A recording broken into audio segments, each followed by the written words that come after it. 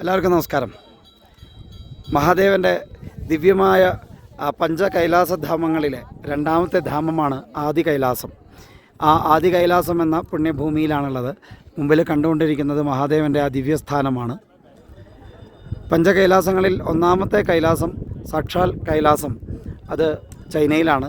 ഇവിടെ രണ്ടാമത്തെ കൈലാസം ആദി കൈലാസ പർവ്വതം ഇവിടെ ഉത്തരാഖണ്ഡിലെ കുമയോൺ ഭാഗങ്ങളിലാണ് ഈ രണ്ടാമത്തെ കൈലാസം ഉള്ളത്. ഇനി 3 കൈലാസങ്ങളുള്ളത് ഹിമാചൽ പ്രദേശിലാണ്.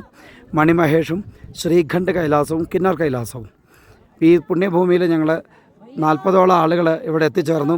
ഈ 40ഓളം ആളുകൾ ഒരുമിച്ച് കൂടി ഇവിടെ മഹാദേവൻ്റെ ഈ ദിവ്യ ദർശനം കണ്ട് സന്തോഷത്തോടു കൂടി ഇവിടുന്ന് തിരിച്ചു പോവുകയാണ്. തൊട്ട് താഴെ, ഈ പർവ്വതത്തിൻ്റെ തൊട്ട് താഴെ തന്നെ ഗൗരീകുണ്ടുണ്ട്.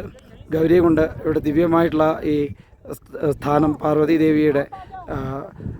അതുപോലെ തന്നെ ആ തൊട്ട് കാണുന്ന ആ ചെറിയ പർവ്വതത്തിൻ്റെ താഴെയായിട്ട് പാർവതി കുണ്ടും കൂടിയുണ്ട്. അത് രണ്ടും നിൽക്കുന്നത് ഈ ചുറ്റുപാടും നിറഞ്ഞു നിൽക്കുന്ന ഈ വലിയ മഞ്ഞു മൂടിയ മലനിരകളുടെ ഒരു വലിയ മതിൽ പോലെ നിൽക്കുകയാണ്.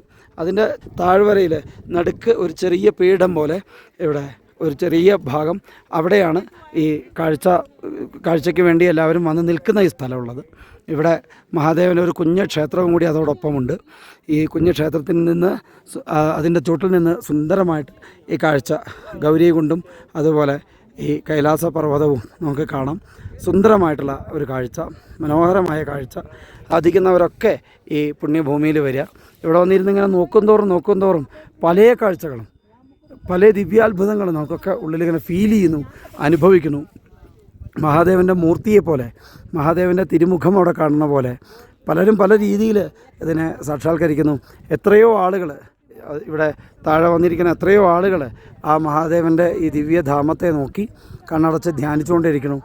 അങ്ങനെ ഒരു പുണ്യമായ സ്ഥലത്ത് എത്തിച്ചേരാൻ കിട്ടിയ ഭാഗ്യത്തിന്, മഹാദേവൻ്റെ അനുഗ്രഹത്തിന് നന്ദി പറഞ്ഞുകൊണ്ട് എല്ലാവർക്കും ഈ കാഴ്ച, ഈ രംഗത്തെ കാണിച്ചു തരാൻ വേണ്ടിയിട്ടാണ് ഇങ്ങനെ ഒരു വീഡിയോ എടുത്തത്.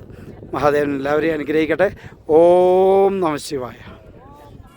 ഓം നമഃ ശിവായ.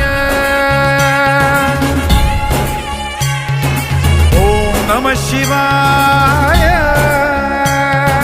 ఎంత చక్కని అంతు చిక్కని వాయులింగ రూపం, నాకు మాత్రమే ఇస్తి విశ్వర నిన్ను తాకి యోగం. రవిచంద్రులందు శివమే, నవనాడులందు శివమే,